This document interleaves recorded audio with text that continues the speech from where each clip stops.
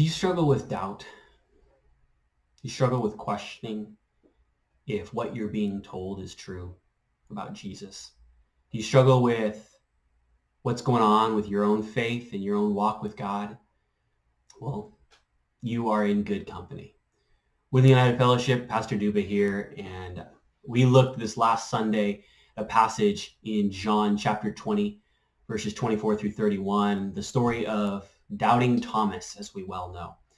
Thomas has walked with Jesus for the last 3.5 years, and in the last week or so, he has experienced Jesus going to trial, experiencing just incredible pain, being hung on a cross, hearing that he died and was buried. And now Thomas enters back into the house with the other disciples, and he finds out that the other disciples have already seen Jesus, and he wasn't there. Where he was, I don't know, but I'm sure he misses being there when Jesus showed up. Just imagine Thomas there and the other disciples trying to convince him to believe that they saw Jesus. And he said, no, I'm not going to believe unless I see and touch him. And they said, Thomas, have faith. You got to trust us. And he says, no, I'm not going to, unless I, as he puts it in John chapter 20, verse 23 and 24, 24 and 25, he says, unless I put my fingers into the scars where the nails were, unless I put my hand into the side of Jesus, I won't believe. Do you struggle with doubt? No matter how clear other people say it is, do you struggle to find reality in that? 8 days later, it says in verse 26, Thomas was with the disciples again because he missed out the first time when Jesus shows up. And it says Jesus shows up in a house that was locked. And Thomas sees Jesus. And Jesus says, Thomas, put your hands in my side. Put your fingers in the scars of my hand. And Thomas goes before him and says, my Lord, my God. And Jesus says, blessed are those who believe even though they haven't seen me.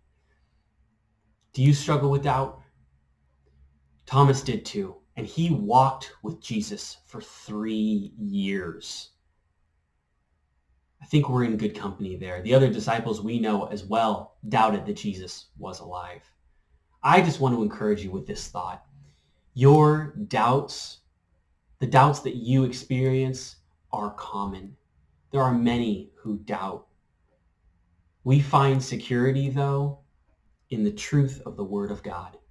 Jesus said that you may not be able to hold on to me and see me and touch and feel me and hear my audible voice, but I'm going to leave with you the Word, and I'm going to give you my Spirit to show you that I am real. So if you are experiencing doubt even today, if you're experiencing thoughts of uncertainty about the validity of your faith, the reality of Jesus and what that means in your everyday life, I would like to encourage you to go spend some time and open up the Word of God. Open up His Word and seek out truth from it. There are promises written throughout. Pray. Just desperately pray and ask God to reveal to you the truth of the Word. Things that you can hold on to with your hands, as Thomas desired to with Jesus. If you're not doing that already, please do that every day, especially when you experience doubt. Run back to the Word. Don't just say, Jesus, if you were here, I wouldn't have this. Jesus says, you know what? The doubts may come, but my Word shows promise. My Spirit shows a seal upon your heart that can never be taken away.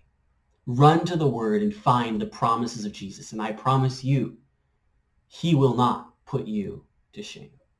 He will not let you down if you run to Him. I'll see you all next time, and I hope that you are running to Jesus.